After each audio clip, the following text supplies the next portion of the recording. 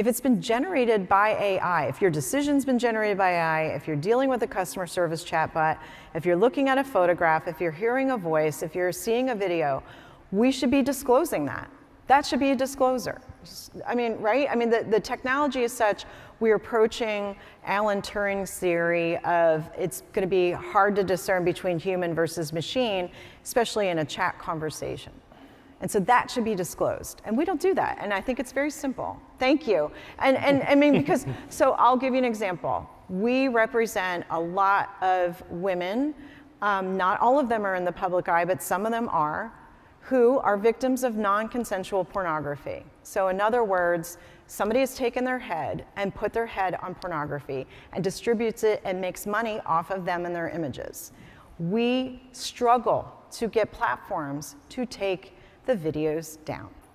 Especially the more notoriety the woman has, the harder it is, because they're in the public eye, this is part of the domain. That's not okay. So for starters, there should be disclosure this was generated by AI. And secondly, there should be accountability for not distributing it. And that it's not just non-consensual pornography, it's documents. So deepfake forgery documents, for example, were released, this is elections, many elections ago, in France, where Marie Le Pen was running against Macron. And a Russian propaganda operative created deepfake documents, forging, saying that Macron had offshore accounts that he never reported, and then created things alleging that it was illicit activity.